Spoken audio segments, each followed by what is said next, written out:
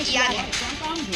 दुनिया का सबसे बड़ा दुबई इंटरनेशनल एयरपोर्ट, जहां दुनिया भर से फ्लाइट्स आती थी, वहां अब जाने से पहले भी डर लग रहा है, क्योंकि ईरान ने अपने सुसाइड ड्रोन्स का निशाना दुबई इंटरनेशनल एयरपोर्ट की ओर मोड़ दिया है। बीती रात हुए हमले के बाद एयरपोर्ट के फ्यूल टैंक में आग लग गई। खतरनाक लपटों की वजह से दुबई में अब लिमिटेड संख्या में ही फ्लाइट्स उड़ रही हैं।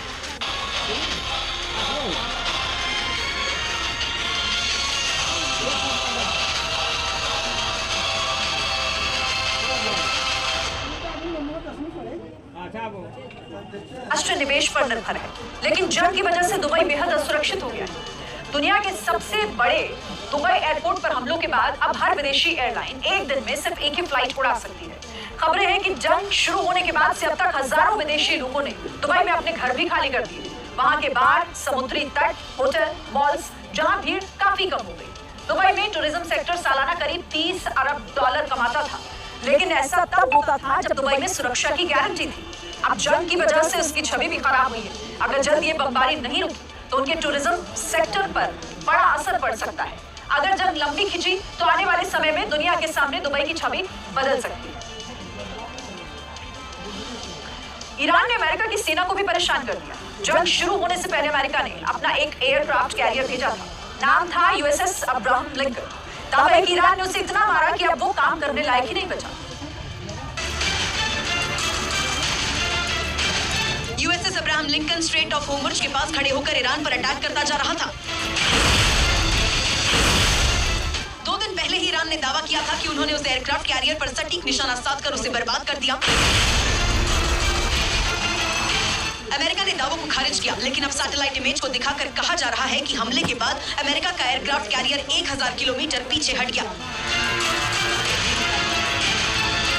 अब अमेरिका को चिढ़ाते हुए ईरान की सेना कह रही है,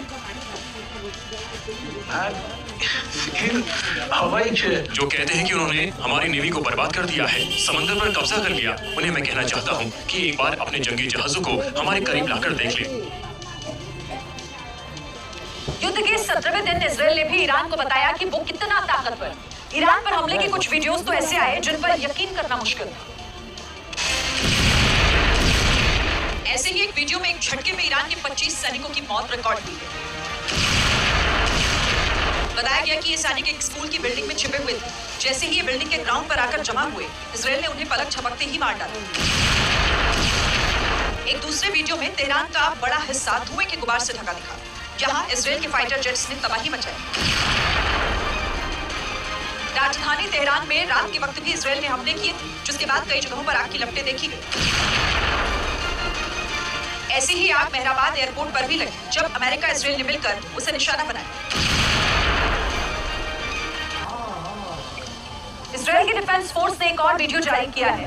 इसमें वो ईरान की ड्रोन फैसिलिटी को निशाना बना रहे थे। उसी दौरान यहाँ पर एक ऐसा मंजर दिखा जो रिकॉर्ड हुआ तो मिडिल ईस्ट में जिंदगी की जंग को तो पूरी तरह बयां कर रहा है।